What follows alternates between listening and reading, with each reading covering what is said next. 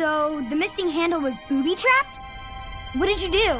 Well, I used my cleverness to outsmart the trap.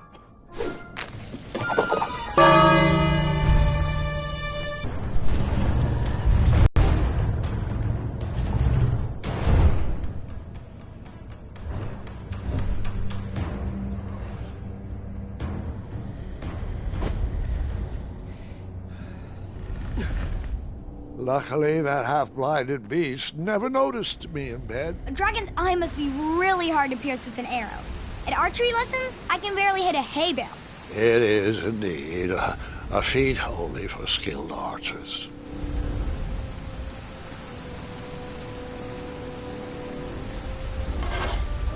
I tried to turn that crazy contraption, but it was missing a handle. Someone tampered with it, creating some silly conundrum.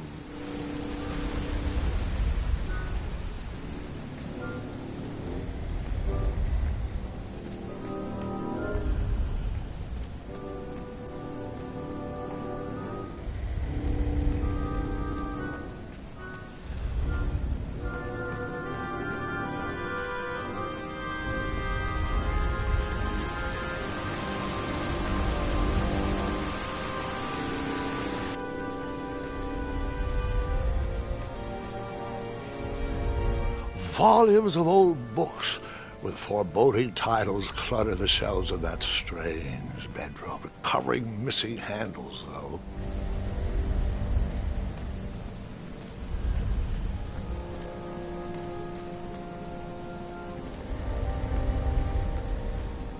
Volumes of old books with foreboding titles clutter the shelves of that strange bedroom. How to Tame a Dragon, Breaking the Spirit of Hideous Beasts, Amateur Spells to Impress Your Friends with. No books about recovering missing handles. What did you use?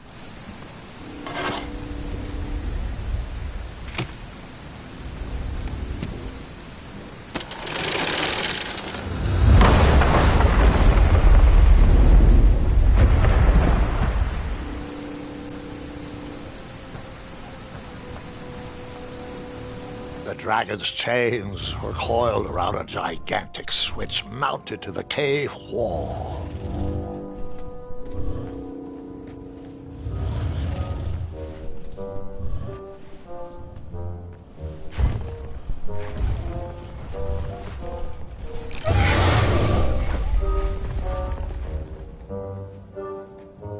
After he briefly basked in the sun, the narcoleptic dragon went back to snoring. I probably sleep all day too, if Amira was my only friend.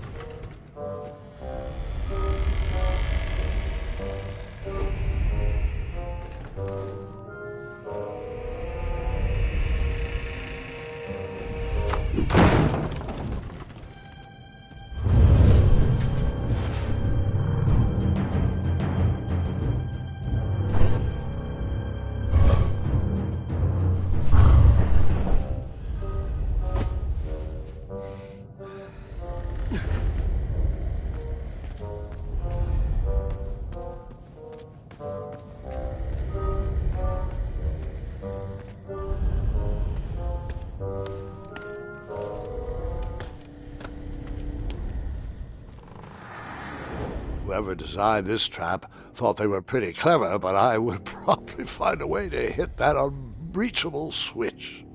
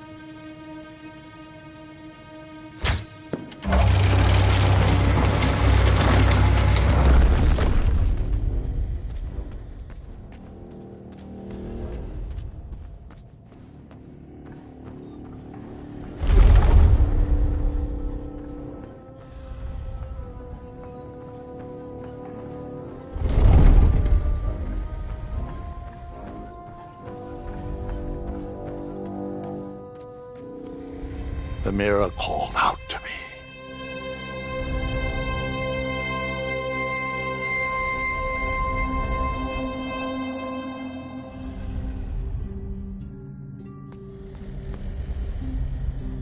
A ridiculous feeding contraption was cobbled together to keep the beast and probably its owner alive.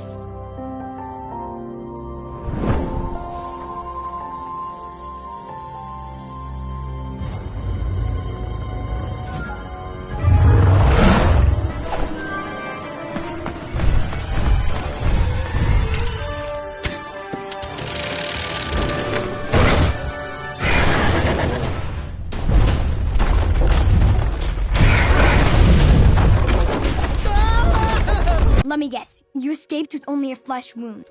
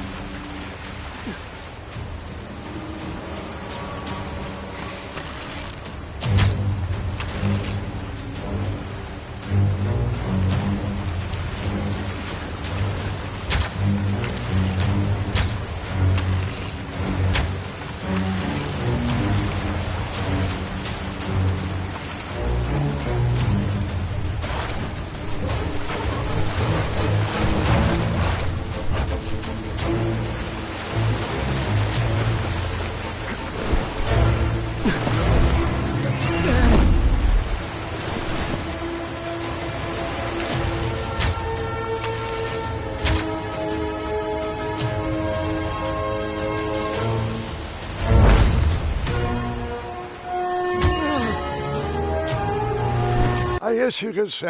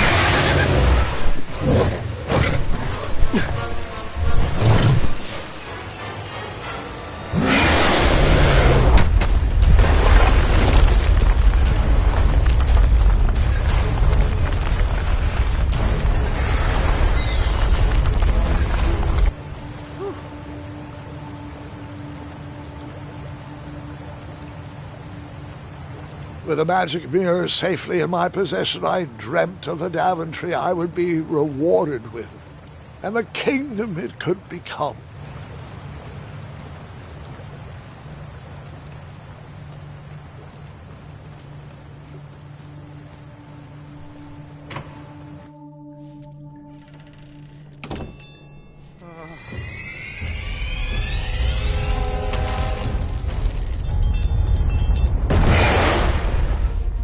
Split second, I had three choices in front of me. Any would clear my path to safety, and all would have rippling consequences.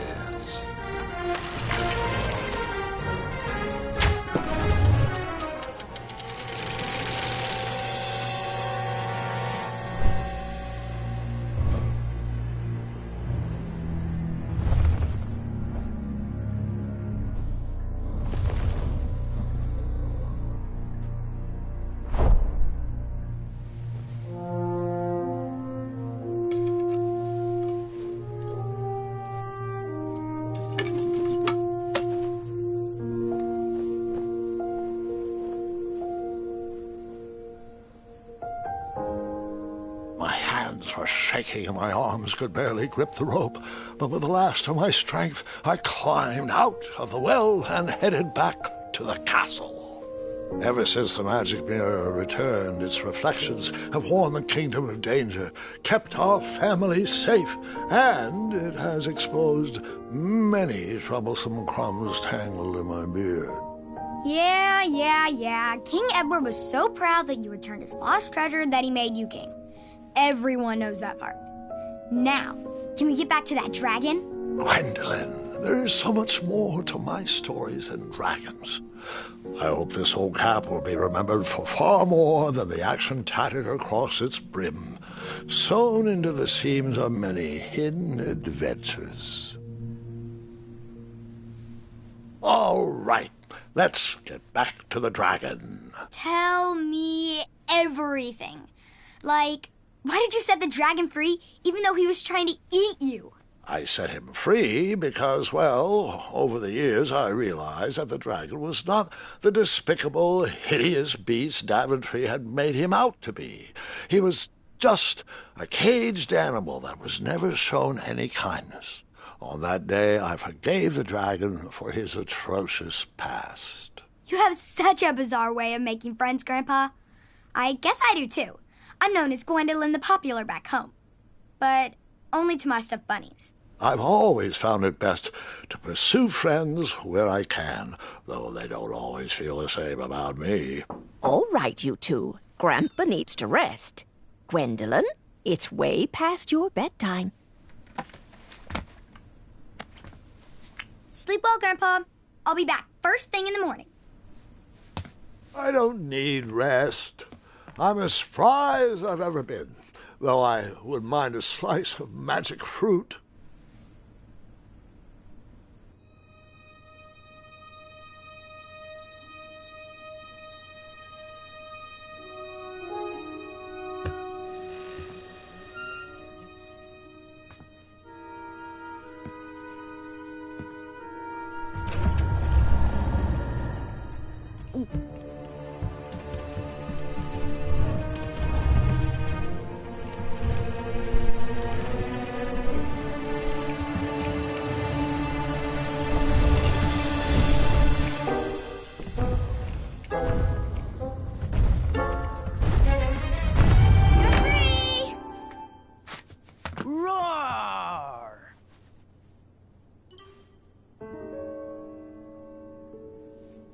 Well, hello, cousin.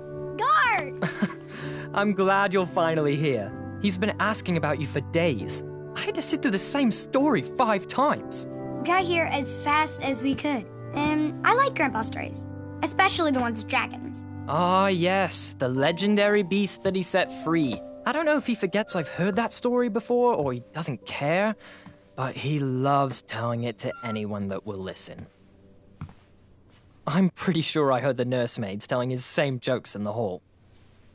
Have you heard anything the doctors are saying? Yes, doctors, wizards, magic elves. Grandfather is fine, Gwendolyn. They all say the same thing. He's just old. He still has a few good years left. Look, we're all excited that your family made the trip, but there's no need to worry. You should get some rest. I'm sure you're scheduled for a full morning of Grandfather's hilarious ramblings. Oh, I'm also scheduled for the tournament tomorrow. Ah, yes, the fencing tournament. You'll love it. I'm, of course, favored to win, and will make sure you have the very best seat to view my victory. The courtyard will be filled with important people and delicious hors d'oeuvres. Oh, I'm actually competing in the tournament. I had no idea we were hosting a junior tournament. That's incredible. In that case, I will gladly be there to cheer you on and eat delectable appetizers. Nope, no junior tournament. I'll be squaring off against you. I see. Well, perhaps this is the time to stop listening to stories and finally make some of your own. Good night, Gwendolyn. Sleep well.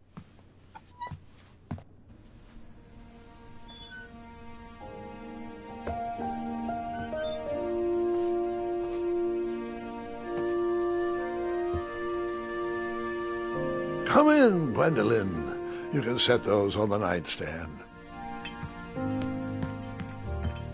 Grandma said to take 3 spoonfuls of each. I'll get to those. No need to fuss over me. Now let's talk about far more important issues, like that fencing tournament. I hear you're competing. Well, I signed up, but I'm not so sure anymore. Nonsense.